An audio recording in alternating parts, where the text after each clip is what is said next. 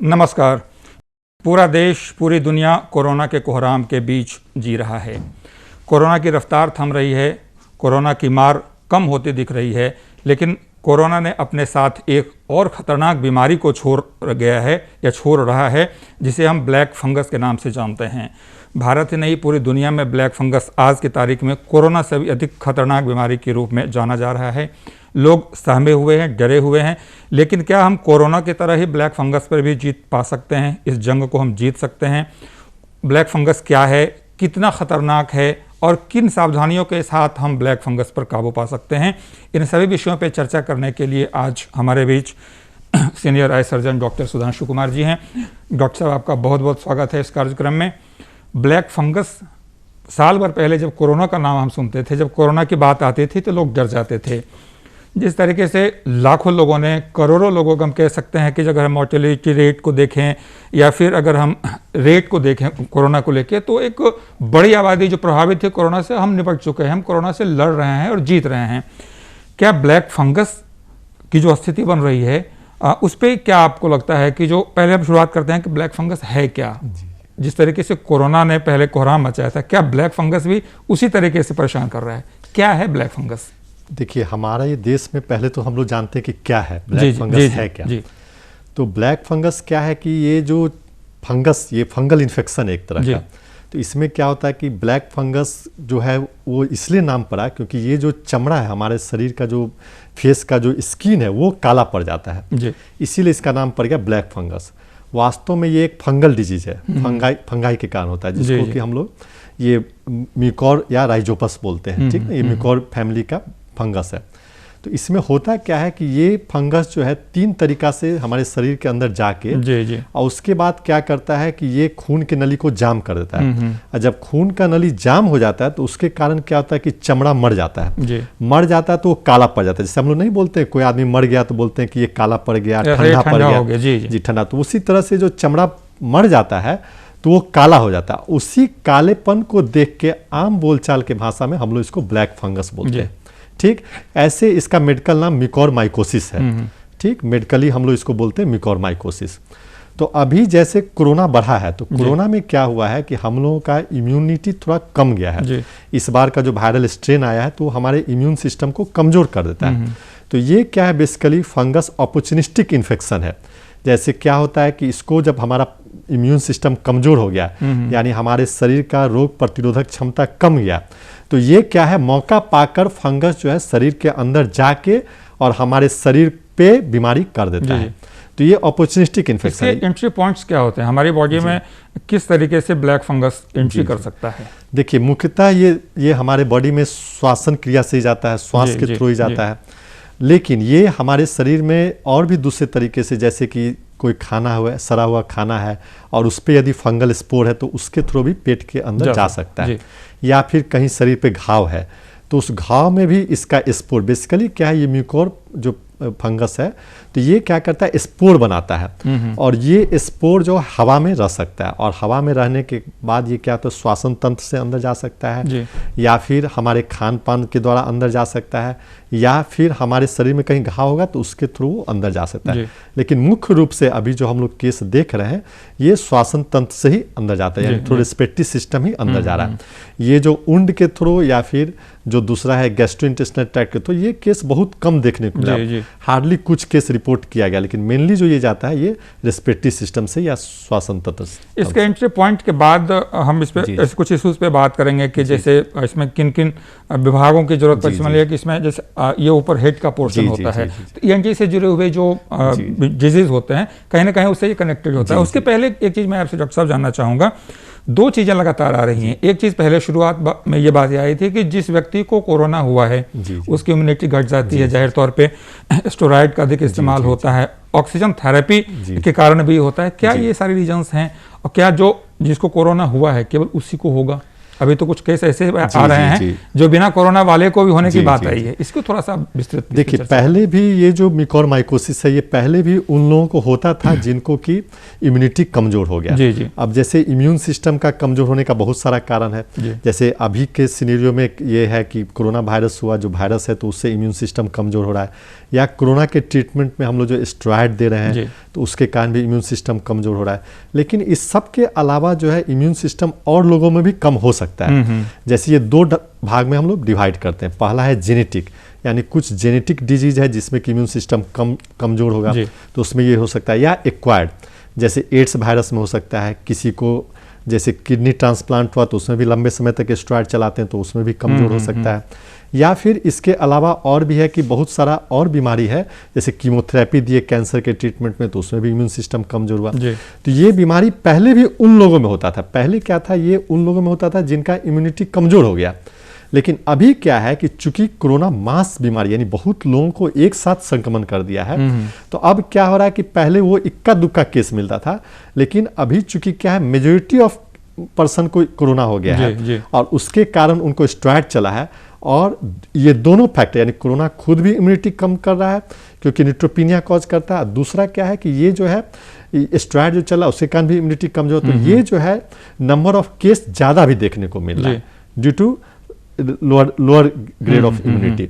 तो यही एक कारण है कि इसके कारण अभी जो है नंबर ऑफ केस ज़्यादा देखने को मिला। और यही कारण हो सकता है कि जो मेजॉरिटी में कोरोना के मरीजों को हो रहा है, जी एक बड़ा रीजन ये हो सकता है। लेकिन ऐसे कोई ऐसा है नहीं कि जो केवल कोरोना वाले को ही होगा, नॉर्मल भी हो सकता है। ये फंगल इन्फेक्शन है और ये किन्हीं को भी हो सकता है। दूसरा चीज़ क्या कि हमारे देश भारत में ही क्यों ये ज़्यादा हो रहा है, ये भी एक कारण हो सकता है क्यों इसी देश में ज़्यादा हो रहा है। तो इसके पीछे दो कारण है कि हमारा एक तो पॉपुलेशन ज़्यादा है, जैसे इसका इंसिडेंस अभी बताया गया 0.005 to 1.7 पर मिलियन केस। तो चूंकि हमारे देश का पॉपुलेशन ज़्यादा है तो ये ज़्यादा देखने को मिल रहा है। ऐसा नहीं कि अमेरिका में नहीं हुआ, दूसरे देश में नहीं, वहाँ भी हुआ है, लेकिन हमारे देश का पॉपुलेशन ज़्यादा है इसलिए ज़्यादा लोगों को कोरोना हुआ है। तो ये कारण है कि हम लोगों में ज़्यादा देखने को मिल रहा है। ऐसा नहीं है कि सिर्फ इंडिया में हो रहा है, दूसरे कंट्री में भी ये देखने को मिला है। थोड़ा सा और हम पीछे आते हैं, जो हमने एंट्री पॉइंट की बात की थी बॉडी की, तो आमतौर पे जो शुरुआती दौर में जो कहा जाता है या जो सबसे ज़्यादा ये है कि जो अगर ब्लैक फंगस हुआ तो आँख की रोशनी चली जाती है, आँख के पास वो दिखने लगता है। और उसमें सर क्या क्या प्रॉब्लम्स हो सकती है, नाक की प्रॉब्लम है या ब्रेन में किस तरीके से वो एंट्री करता है, क्या इसका हम लोग डिटेल में जानते हैं इसके बारे में कि क्या क्या साइंस है, मतलब आम आदमी कैसे पकड़ सकते हैं कि भाई उनको बिल्कुल ब्लैक फंगस हो, तो वो चीज़ बहुत जरूरी है। तो सबसे जरूरी चीज़ क्या है कि हम लोग पहले रेस्पिरेटरी सिस्टम जाते हैं, हम लोग श्वास के थ्रू इसको बाहर ये स्पोर को अंदर लिए। तो उसके बाद क्या होता है कि हमारे नाक में बहुत सारा खून का नली है, इसलिए आप देखिए कि किसी लोगों को यदि नाक में चोट लगता है तो नाक से बहुत ज़्यादा खून ब्लीडिंग होता है। तो अब क्या है, ये जो स्पोर है वो नाक के ब्लड वेसल्स में चला गया, उसके बाद ये जो है फिर बोन को इरोड करेगा, तो बोन को इरोड करेगा तो साइनस में चला जाएगा, जो हवा हम लोग लेते हैं वो सारे साइनस में जाता है। तो सबसे पहला जो साइन सिम्टम मिलेगा इसमें, तो ये देखने को मिलता है कि साइनस में ये इन्वॉल्व करता है। तो जो मरीज जो श्वास लेता है वो उसमें बदबू आएगा, या फिर वो नीचे लंग में चला जाएगा, तो लंग में चला जाएगा तो वहाँ भी इन्फेक्शन निमोनिया कॉज कर सकता है। तो आप देखें कि वो लोग जो खखार करेगा वो अलग अलग तरह का कलर का होगा, लाल होगा, पीला होगा, बदबूदार होगा, बहुत खराब बदबू करेगा वो जो खखार जो बाहर करेगा। दूसरा चीज़ क्या है कि ये पहला तो नेजल साइनस में चला गया नाक के थ्रू, उसके बाद आँख के भी बोन के थ्रू आँख में इन्वॉल्व किया, तो आँख में इन्वॉल्व करेगा तो आँख लाल हो जाएगा। दूसरा चीज़ आँख का मूवमेंट रेस्ट्रिक्ट हो जाएगा, यानी जो आँख जो हम चारों तरफ घुमाते हैं उसमें वो चारों तरफ नहीं घुमा पाएगा। ये एक बड़ी पहचान हो सकती है, जी बड़ा लक्षण हो सकता है जी आँख में। और तीसरा चीज़ क्या है कि उसके अलावा क्या हुआ कि आँख का रोशनी कम जाएगा। तो हम लोग क्या देखते हैं कि मरीज बोलता है कि नहीं आँख का रोशनी कम गया, आँख लाल हो गया, या आँख का जो मूवमेंट है वो कम हो गया। या तीसरा चीज़ क्या है कि ये जो है नेजल बोन के थ्रू एक प्लेट है, छलनी जैसा प्लेट है जिसको कि हम लोग क्रेबिफॉर्म प्लेट बोलते हैं, जो नेजल कैविटी को ब्रेन कैविटी से सेपरेट करता है। तो अब क्या है कि उसके थ्रू वो ब्रेन में भी चला जाएगा, तो ब्रेन में जाए तो वो एब्सेस बना देगा, और ब्रेन में जो हो जाता है तो वो ब्रेन हमारा एक टाइट स्ट्रक्चर है, यानी उसमें कुछ भी रखने का जगह नहीं है। तो कोई भी बाहरी चीज़ यदि फैलेगा तो वो दर्द करेगा, यानी हेडेक हो सकता है मरीज को, या फिर अल्टर्ड सेंसोरियम हो सकता है, और ब्रेन के फ्रंटल लोब से वो फिर कैवर्नस साइनस में चला जाएगा। तो जब कैवर्नस साइनस में चला जाए तो वहाँ बहुत सारा ऑप्टिक नर्व है, यानी बहुत सारा सूता निकला है ब्रेन से वहाँ पे, जो कि डिफरेंट आँख के नर्व को या फिर चेहरे के नर्व को वो सप्लाई करता है। तो इसीलिए जो है एक्स्ट्रा ऑकुलर मूवमेंट यानी आँख का मूवमेंट वो कम जाता है। तो इसमें मेनली क्या होगा कि आँख का मूवमेंट कम जाएगा, ब्रेन में हेडेक हो सकता है, या फिर पैलेट जो हमारा तालू है, मुंह का अंदर का भाग है, उसको भी हम लोग को ध्यान से देखना है कि उसके कलर में तो कुछ चेंज नहीं आया, दांत तो ढीला नहीं हो गया, दांत में भी ये हड्डी को इन्वॉल्व कर सकता है, तो लूजनिंग ऑफ टीथ बोलते हैं, यानी दांत जो है ढीला हो जाएगा। या फिर जब हम टॉर्च से देखेंगे पैलेट को, यानी तालू को जब देखेंगे पालता उसके कलर में कोई अंतर आया है। इस सब के अलावा ये स्पोर कभी कभी खाना के द्वारा क्या होता है कि हम लोग के पेट में भी चला जाता है। पेट में जाएगा तो हम लोग को लगेगा कि पेट में दर्द हो रहा है। जैसे अभी 2 केस मिला दिल्ली के एक हॉस्पिटल में, जिसमें ये देखा गया कि पेट में ये म्यूकोरमाइकोसिस इन्वॉल्व कर दिया।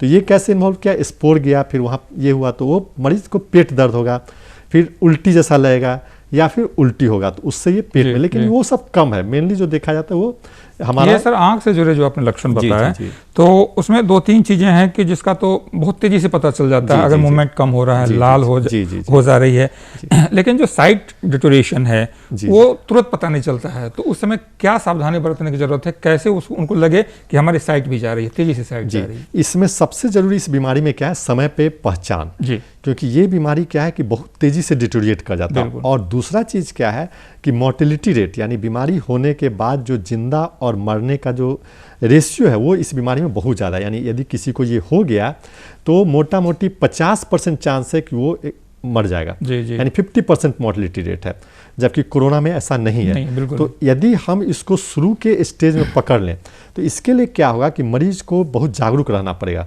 कैसे जागरूक? यदि मान लीजिए उसको चेहरा के एक तरफ दर्द हो, या फिर आँख में दर्द हो, आँख का रोशनी कम जाए, या फिर नाक से गंदा बदबूदार कुछ सिक्रीशन आने लगे, या फिर हेडेक होने लगे एक तरफ, तो उसको तुरंत जाके डॉक्टर से भेंट करना चाहिए।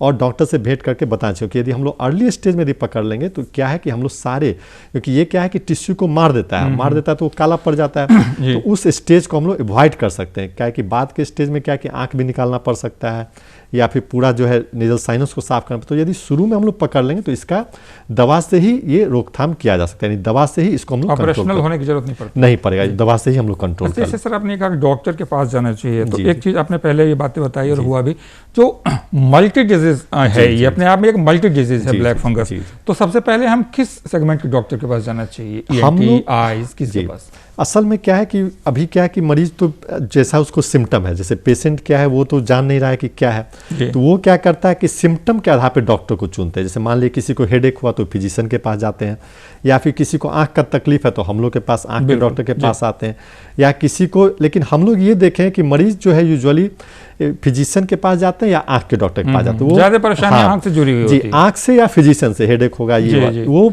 ENT वाले के पास नहीं जाते हैं। लेकिन क्या है कि इनिशियल डायग्नोसिस में ENT सर्जन का भी बहुत ज़्यादा रोल है इसमें, क्योंकि क्या है कि वो जो है डायरेक्ट अपने इंडोस्कोप से नेजल साइनस को देख सकते हैं।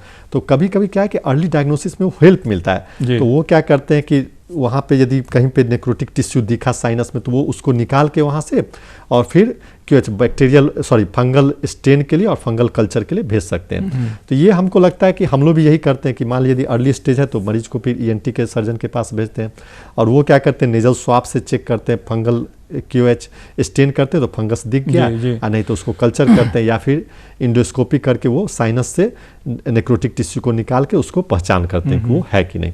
तो हम लोग ये मल्टीडिसिप्लिनरी, यानी हर विभाग के लोग मिलके एक साथ काम करते हैं। कोई इसकी जांच भी है जिस जांच से एग्जैक्ट पता चला जाए कि ये ब्लैक फंगस ही है? जी, जांच में क्या है कि हम लोग नेजल स्वाब करते हैं। जैसे कोरोना वायरस के लिए हम लोग स्वाब अंदर डालते हैं, तो उसी तरह से इसमें हम लोग स्वाब डालते हैं, और स्वाब को डाल के फिर QH पोटासियम हाइड्रोक्साइड है तो उससे यदि उसको स्टेन करेंगे तो वो फिर फंगस माइक्रोस्कोप में डायरेक्ट दिख जाता है। या फिर उसको हम लोग क्या करते हैं कि कल्चर भी करते हैं, तो कल्चर का रिपोर्ट आने में 2 से 3 दिन समय लगता है। तो बेस्ट क्या है कि स्वाब के या फिर ENT के डॉक्टर के पास भेज, तो वो क्या करते हैं कि नेजल साइनस में इंडोस्कोप से देख के, और जहाँ भी टिश्यू सस्पिशियस टिश्यू लगता है तो उसको निकाल के वो उसका QH माउंट करते हैं, या फिर उसको कल्चर के लिए करते हैं, तो उससे जल्दी पता चल जाता है। या फिर हम लोग MRI टेस्ट भी कर सकते हैं नेजल साइनस का, तो उसमें भी हमको पता चलेगा। साइनस और ब्रेन का करेंगे, यदि ब्रेन में इन्वॉल्वमेंट है तो उसमें भी पता कर सकते हैं कि ये है कि नहीं। सर इसके वायरस का जो ग्रोइंग रेट है वो कितनी तेजी से बढ़ता है? मान लीजिए कि अगर अभी किसी को हो जाता है, कितने घंटे के बाद कितना जल्दी वो पहुंच जाए कि डॉक्टर के पास को बच सकता है? अगर 1 दिन हो गया, 2 दिन हो गया, तो रिस्क किस तरीके से बढ़ता चला जाता है? देखिए, ये बहुत तेजी से फैलने वाला बीमारी है, तो इसमें क्या है कि जितना जल्दी हम लोग ट्रीटमेंट स्टार्ट कर दें, इसीलिए हम लोग क्या करते हैं कि बहुत strong suspicion, as a doctor भी हम लोग को बहुत स्ट्रॉन्ग सस्पिशन रखना पड़ता है कि नहीं, इस मरीज को यदि अर्ली स्टेज में आया, थोड़ा भी लक्षण दिख रहा है, तो उसमें हम लोग क्या करते हैं, स्ट्रॉन्ग सस्पिशन रखते हैं कि पूरा सस्पिशन, और पूरा टेस्ट करते हैं, टेस्ट करके देखते हैं कि नहीं, इनको ऐसा बीमारी है या फिर नहीं है। तो हम लोग को स्ट्रॉन्ग सस्पेंशन, क्योंकि टाइमली ट्रीटमेंट से क्या है कि टिश्यू को बचा सकते हैं, ये बहुत तेजी से टिश्यू को मार देता है, तो जितना जल्दी हम लोग पिकअप कर लेंगे तो उतना अच्छा रहेगा, और जितना जल्दी ट्रीटमेंट स्टार्ट करेंगे तो प्रोग्नोसिस उतना ही अच्छा होगा। हमने दोनों चीज़ें देखी कि जो कुछ वैसे भी लोग हैं जिनको कोरोना नहीं है, इसके बावजूद वो इसके शिकार हो रहे हैं। आपसे ये जानना चाहेंगे कि जो बचाव के तरीके हो सकते हैं, हम अपने आप को किस तरीके का प्रिकॉशंस लें, उसमें दोनों के मरीज को बड़े आप बताएं कि जो कोरोना जिनको हो चुका है उन्हें किस तरीके से सावधान रहना चाहिए, जिन्हें नहीं हुआ है उन्हें भी कैसे सावधान रहना चाहिए। इसके लिए सबसे पहले जी बहुत अच्छा सवाल है सर। सबसे पहला चीज़ तो क्या है कि इस बीमारी को एक चीज़ और समझना है कि जैसे कोरोना बीमारी क्या है कि फैलने वाला बीमारी, एक दूसरे में फैलता है, जैसे हमसे दूसरे लोगों को फैल सकता है। ये देखा गया है कि म्यूकोरमाइकोसिस या ब्लैक फंगस जो है, तो इस बीमारी में क्या होता है कि ये यूजुअली कोरोना के ठीक होने के बाद ही होता है मैक्सिमम केस में। तो हम लोग इसको ट्रीटमेंट वाइज दो कैटेगरी में बांट सकते हैं, एक जिनको कोरोना भी है, जिनको म्यूकोरमाइकोसिस, यानी दोनों है, कोरोना और म्यूकोरमाइकोसिस दोनों है। दूसरा कैटेगरी ऐसे हैं जिनको कोरोना ठीक हो गया है लेकिन म्यूकोरमाइकोसिस या ब्लैक फंगस है। तो अब क्या है कि जिनको कोरोना है और म्यूकोरमाइकोसिस है, तो वो दूसरे को भी इन्फेक्शन फैला सकते हैं, तो उनसे बचने का जरूरत है। लेकिन मान लीजिए जिनको सिर्फ म्यूकोरमाइकोसिस है, तो ये फैलने वाला इन्फेक्शन नहीं है। ऐसा नहीं कि हमसे आपको फैल जाएगा या आपसे हमको फैल जाएगा, ठीक, तो ये फैलने वाला नहीं है। अब सवाल उठता है कि कैसे बचाव करना है। आप जो सवाल किए बहुत अच्छा सवाल है। तो इसमें सबसे पहला काम है कि ये आखिर होता किन किन लोगों को, जैसे पहले ही बताया कि जिनका इम्यूनिटी कम हो जाए, तो इम्यूनिटी कम होने का जो कोरोना के केस में सबसे इंपॉर्टेंट कॉज है वो स्टेरॉइड का यूज है। तो हम लोग को ये देखना है कि हम लोग को खुद से स्टेरॉइड नहीं खाना है। सबसे पहला काम क्या है कि हम लोग खुद से स्टेरॉइड का सेवन नहीं करें, डॉक्टर के सलाह से ही खाएं, और जितने दिन तक जरूरत हो उतने दिन तक ही स्टेरॉइड का यूज करें। जैसे किसी को मान लीजिए माइल्ड कोरोना है, तो उसमें स्टेरॉइड का जरूरत नहीं, उनका सैचुरेशन मेंटेन है, तो हम लोग क्यों स्टेरॉइड देंगे, फिर उस केस में स्टेरॉइड नहीं देंगे। और स्टेरॉइड खुद से भी नहीं खाना है, ये सबसे इंपॉर्टेंट है, क्योंकि स्टेरॉइड खाने से इम्यूनिटी जो है थोड़ा वीक होता है।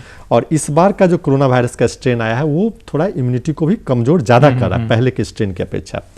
दूसरा चीज़ क्या करना है कि शुगर कंट्रोल, यानी ऐसा भी देखा गया है कि ये बीमारी शुगर क्या है कि किसी भी बैक्टीरिया हो चाहे फंगस हो, जैसे ये फंगस हो रहा है, तो उसके लिए अच्छा कल्चर मीडिया का काम करता है, यानी उसमें कीटाणु बहुत तेजी से पनपता है। यदि किसी को चीनी है तो उसका घाव जल्दी ठीक नहीं होगा। इसके पीछे रीजन क्या है कि उसको कीटाणु का पनपने का जो दर है वो ज़्यादा होता है। तो एक चीज़ और देखा है कि हम लोग को अच्छे से डायबिटीज को कंट्रोल करके रखना है। पहला तो स्टेरॉइड का कम यूज करना है, दूसरा डायबिटीज को अच्छे से कंट्रोल करके रखना है, इससे भी ये बीमारी जो है होने का संभावना कम हो जाता है। तीसरा चीज़ है पर्सनल हाइजीन, बिल्कुल ये बहुत जरूरी है। जैसा आप पूछे कि कोरोना जिसको नहीं है उसको क्या करना चाहिए, तो ये पर्सनल हाइजीन भी बहुत इंपॉर्टेंट चीज़ है, यानी हमको साफ सुथरा रहना है, हमको अपने वातावरण को साफ सुथरा रखना है। दूसरा चीज़ क्या है कि किसी को यदि कोरोना होके ठीक हो गया है तो वो उनको इस बात का ध्यान देना है कि उनको खेत में काम करने नहीं जाना है, गार्डनिंग नहीं करना है, क्योंकि फंगस का जो स्पोर होता है वो मैक्सिमम मट्टी में होता है, सड़ा हुआ भोजन पे होता है। जैसे आप लोग देखे होगा कि ब्रेड पे फंगस ग्रो कर जाता है। तो क्या है कि वार्म और ह्यूमिड कंडीशन में क्या है कि फंगस जो है खराब सड़ा हुआ चीज़ पे उग जाता है, तो वो सड़ा हुआ चीज़ में मिट्टी पे भी फंगस बहुत आता है। तो ये बहुत ज़रूरी है कि जिनको कोरोना ठीक हुआ है वो खेत में काम नहीं करें, प्लीज़ गार्डनिंग नहीं करें। यदि बहुत लगता है कि नहीं शौक ही है गार्डनिंग का करना, तो ग्लव्स पहन के जाएं, पूरे शरीर को ढक के रखें कि स्पोर जो है शरीर के अंदर कहीं घुसे नहीं। और जो है टेप, और इनको ये भी ध्यान रखना है कि अच्छे से मास्क का प्रयोग करें। कोरोना ठीक, जैसे देखिए किडनी का मरीज जो होता है, जिनको किडनी ट्रांसप्लांट होता है, वो बहुत लंबे समय तक मास्क लगाते हैं। क्यों? क्योंकि इम्यूनिटी कम होता है, तो उनको कोई श्वास से कोई बीमारी नहीं फैलती। सेम चीज़ कोरोना में होना चाहिए। मरीज ठीक भी हो गया तो उनको मास्क अच्छे से लगा के रखना है, क्योंकि ये जो स्पोर का जो मैक्सिमम एंट्री पॉइंट है वो थ्रू द नेजल साइट है, नाक के द्वारा अंदर जाता है। तो ये पर्सनल हाइजीन बहुत इंपॉर्टेंट है, यानी अपने आसपास साफ रखें, खेत में नहीं जाएं, खाली पैर नहीं घूमें, जूता पहन के ही खेत में जाएं, और नहीं जरूरत हो तो घर से बाहर नहीं निकले। तो ये भी एक बहुत इंपॉर्टेंट है, पर्सनल हाइजीन। दूसरा चीज़ क्या है कि अभी ये देखने में आया है कि हम लोग एंटीबायोटिक का यूज ज़्यादा कर रहे हैं कोरोना वाले बीमारी को, तो उस केस में भी क्या है कि ये फंगल इन्फेक्शन का चांस बढ़ जाता है। इसके अलावा स्टीम इनहेलेशन एक और बहुत इंपॉर्टेंट इशू है। स्टीम इनहेलेशन अभी क्या है कि लोगों को है कि स्टीम इनहेल करना है, तो अब क्या है कि लोग एग्रेसिव स्टीम इनहेलेशन कर रहे हैं, मतलब उनको बार बार 10 बार 15 बार स्टीम इनहेल कर रहे हैं। मैं इस पे आने वाला था जी, इसलिए कि जब कोरोना के बचाव में लगातार ये बातें की जाने लगी कि आप उसको लीजिए, इनहेल कीजिए स्टीम को, तो उसमें कई बार ये बातें आ रही हैं कि एक व्यक्ति 5-5 बार 6-6 बार कर रहा है। जी नहीं, ये गलत है, खतरनाक है। ये इसलिए खतरनाक है, इसके पीछे भी ये फंगल इन्फेक्शन का एक कारण ये भी है। क्यों? क्योंकि हम लोग जब एग्रेसिव स्टीम इनहेल करते हैं तो क्या होता है, वो गर्म होता है, और लोगों का कंसेप्ट क्या है कि स्टीम इनहेल करेंगे तो वायरस मर जाएगा। ऐसा नहीं है, वायरस नहीं मरेगा, उस स्टीम से वायरस मरने वाला नहीं है, लेकिन उससे क्या होता है कि हम अपने नेजल म्यूकोसा को इंज्योर कर देते हैं, और कहीं भी इंजुरी होगा तो वहाँ इन्फेक्शन का चांस बढ़ जाएगा। तो हमको एग्रेसिव स्टीम इनहेलेशन नहीं करना है।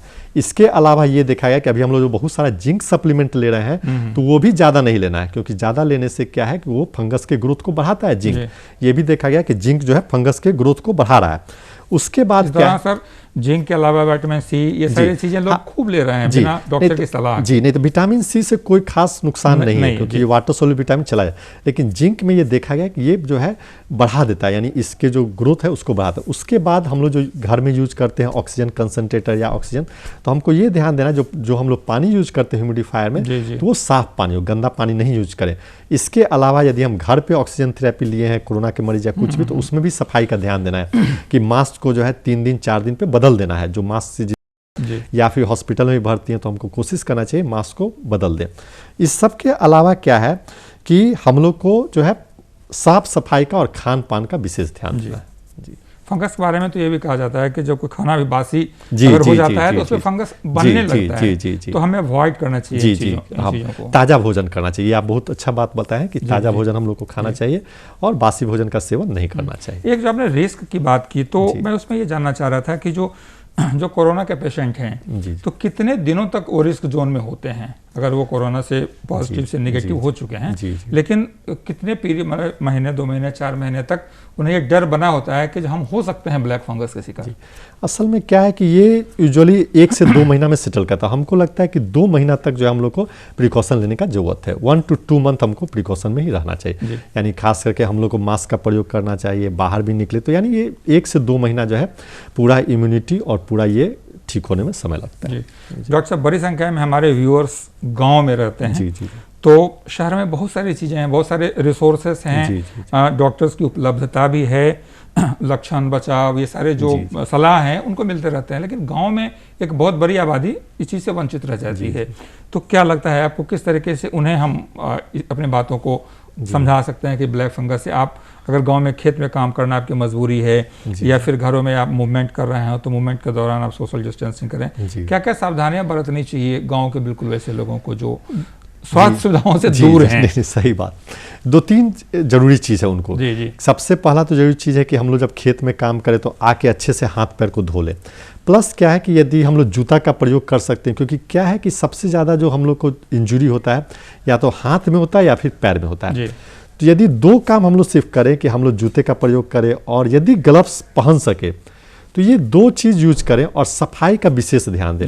जैसे घर आए तो अच्छे से हाथ को धो ले कि कोई भी फंगस का स्पोर है तो वो हम न खाने के थ्रू अंदर ले या फिर श्वसन तंत्र से भी अंदर नहीं जाए। तो इस चीज़ का ध्यान हम लोग को देना हो उनको। दूसरा चीज़ जो आप बताएं, बहुत अच्छा बात बताया कि बासी खाना नहीं खाना है, सड़ा हुआ खाना नहीं खाना है, ताज़ा खाना खाना है, वो भी एक इम्पॉर्टेंट इशू है कि खान पान सही रखें जिससे कि इम्यूनिटी सही रहेगा। और तीसरा चीज़ कि कुछ भी लक्षण दिखे, जैसे मान लीजिए जितना लक्षण हम लोग अभी बताए हैं, तो उसमें से कुछ भी दिखे तो तुरंत डॉक्टर को कंसल्ट करना है। आपने सर स्टीम की बात की, उसी तरीके से कोरोना में गर्म पानी का पीने का जो प्रचलन है, प्रचलन ही उसे आप कह सकते हैं, इसलिए कि पिछले साल भर में बहुत तेजी से ये ट्रेंड डेवलप किया है। लोगों को लगता है गर्म पानी पीने से वायरस मरता है या हम सही रहते हैं, तो उसकी क्या लिमिटेशंस है? नहीं, ये तो सुसुम पानी पीना चाहिए क्योंकि उससे कोई नुकसान नहीं है। उससे फायदा क्या है कि हम लोग यदि ठंडा चीज़ खाएंगे तो सर्दी खांसी होने का संभावना ज़्यादा रहेगा। तो ये क्या है कि ये एक अच्छा हैबिट है, यदि हम लोग सुसुम पानी पीते हैं तो उससे कोई नुकसान नहीं है। तो और दूसरा चीज़ क्या है कि यदि पानी को सुसुम लेके तो सर्दी खांसी नहीं होगा। सर्दी खांसी नहीं होगा तो वो वायरस मरने वाला बात नहीं, क्योंकि उतना पानी से चूंकि हमारा जो वायरस मरेगा तो हमारा टिश्यू भी तो मर सकता है। यदि हम बहुत गर्म पानी लेंगे तो पहले तो हमारा ही गला जल जाएगा, या हमारा ही हम भाप लेंगे बहुत तेज तो हमारा ही नाक का म्यूकोसा जल जाएगा। तो वो वायरस उससे नहीं मारे, लेकिन उससे फायदा क्या होता है कि सर्दी खांसी होने का संभावना कम जाता है। यदि हम लोग ठंडा चीज़ खाते हैं तो उससे क्या है कि सर्दी खांसी होने का संभावना ज़्यादा है। और जब सर्दी खांसी हो तो वायरस भी ज़्यादा अटैक करे, तो इसलिए वो एक फायदेमंद चीज़ है। यदि सुसुम पानी लेते हैं तो वो आदत अच्छी है। जी, वो आदत अच्छी आदत। डॉक्टर साहब, कोरोना के बारे में ये कहा जाता है कि जो वो अपना लगातार अपना स्ट्रेन बदल रहा है, वो अपना स्वरूप बदल रहा है, उसके जो आचरण है वो भी पता नहीं चल पाता है कि कब क्या होगा। उसी तरीके से ब्लैक फंगस में ब्लैक के बाद व्हाइट, येलो, ये क्या है, थोड़ा सा इसके बारे में बताएं। देखिए, बेसिकली क्या है, ये जो है ये सारा फंगल डिजीज है। जो भी ब्लैक फंगस है या वाइट फंगस, ये फंगल डिजीज है। तो अब क्या है कि ब्लैक फंगस का जैसे अभी बताया कि मोर्टलिटी रेट बहुत हाई है, लेकिन वाइट फंगस का मोर्टलिटी रेट उस ढंग से नहीं है, यानी इसका मोर्टलिटी रेट कम है।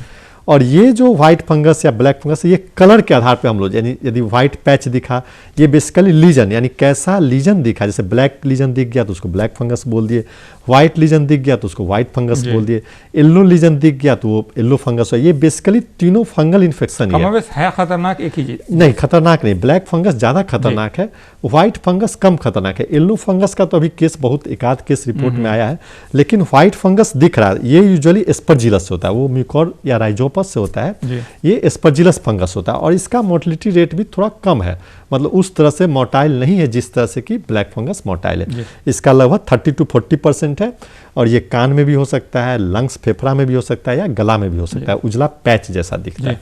जी, ब्लैक फंगस निश्चित तौर पे खतरनाक तो आप उसे कह ही सकते हैं। जिस तरीके से डॉक्टर साहब ने उसकी मोर्टेलिटी रेट बताया, 50% उसकी मोर्टेलिटी रेट है, लेकिन इसके बावजूद जो सावधानियां हैं, जो पहचानने के तरीके हैं, उन सभी चीज़ों को अगर हम ब्लैक फंगस के प्रोटोकॉल का भी सही तरीके से पालन करते हैं, समय से डॉक्टर के पास पहुंचते हैं, तो हम कोरोना की तरह ब्लैक फंगस पे भी जीत पा सकते हैं। और लगातार डॉक्टर की सलाह, डॉक्टर के जो उनके ट्रीटमेंट का तरीका है, उससे हम लगातार विजय पा भी रहे हैं। डॉक्टर साहब, बहुत बहुत धन्यवाद, आपने बहुत महत्वपूर्ण जानकारियाँ दी ब्लैक फंगस के लिए।